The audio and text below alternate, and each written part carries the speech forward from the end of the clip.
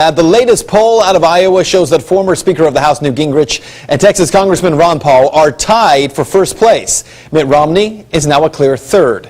And while the media is still not covering Congressman Paul fairly, the Republican establishment seems to run from the man. One of the most common stated reasons is that many on the right say they are uncomfortable with what they call Congressman Paul's clear anti-Israel stance. But is Ron Paul really anti-Israel?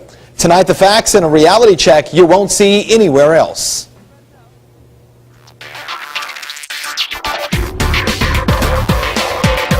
So how real is the concern over Congressman Ron Paul's position on Israel?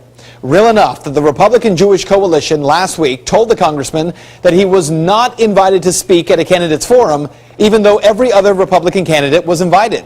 The same group also banned the congressman from speaking in 2007 as well. Now, let me just say that a private organization, the Republican Jewish Coalition, doesn't have to invite anyone.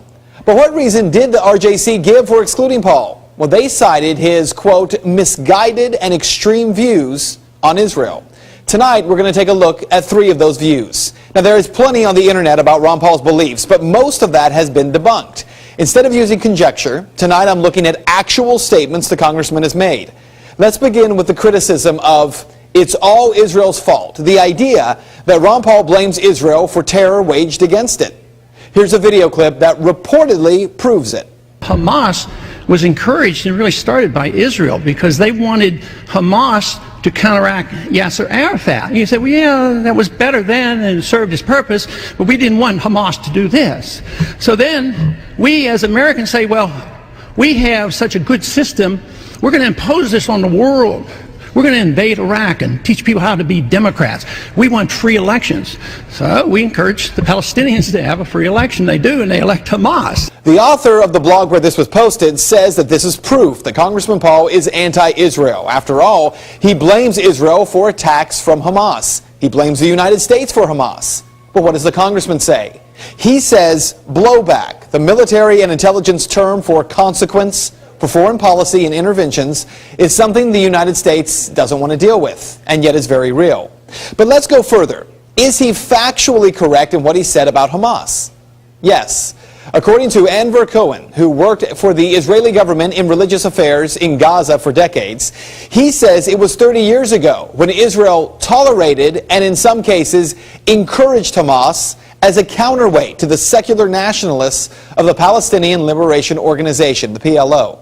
So, it would be incorrect to say that Congressman Paul is blaming Israel for bombings by Hamas. Rather, his position appears to be warning about the consequence of blowback in both American and Israeli foreign policy. Which brings us to the second issue. Clearly, Ron Paul is anti-Israel, detractors say. After all, he wants to deny Israel foreign aid.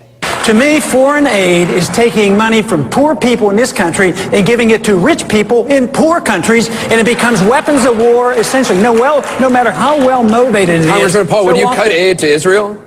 I would cut all foreign aid. I would treat everybody equally and fairly. Well, despite the headlines, is that an anti-Israel stance? It is an anti-foreign aid stance combined with consistency in foreign policy. Okay, but Israel has had a special relationship with the United States for many years. Shouldn't an exception be made? Isn't Congressman Paul turning his back on this nation that needs the United States? I'm the one that defends the sovereignty of Israel. I don't want Israel to be beholding to us. And even Netanyahu this year before the U.S. Congress said, we don't need American troops to defend us. We can take care of ourselves. So I'm just sort of talking a language that some people in this country don't want to hear, and yet there's a full discussion of these views in Israel itself. Jeffrey Goldberg of The Atlantic recently wrote that Ron Paul's position is actually the closest to a Zionist of all the Republican candidates. He says because, in one sense, a true Zionist is a believer in 2 core values of the Jewish liberation movement: Jewish independence and Jewish self-reliance. So here's what you need to know. Is Ron Paul anti-Israel? Well, consider history. In 1981, Israel bombed an Iraqi nuclear plant. Texas Congressman Ron Paul went against both the UN and President Ronald Reagan when he defended Israel's right to defend itself. Today, that position hasn't changed. Paul seems to believe that the strongest stance with Israel is for the United States to no longer try to control that nation's every move. Let me end with a question. If today Israel decided that it must launch an attack on Iran to protect its own people, which Republican candidate, aside from Ron Paul, would support that move without Israel, who is a sovereign nation, first receiving U.S. approval? And that is Reality Check. I have no doubt you have thoughts on this story. If you'd like to make your voice heard, you can do so right now. Get in on the conversation. Just search facebook.com/Ben Swann Reality Check. We're going to post a story on there. I'd love to hear your comments, even follow up with a couple of reality checks next week.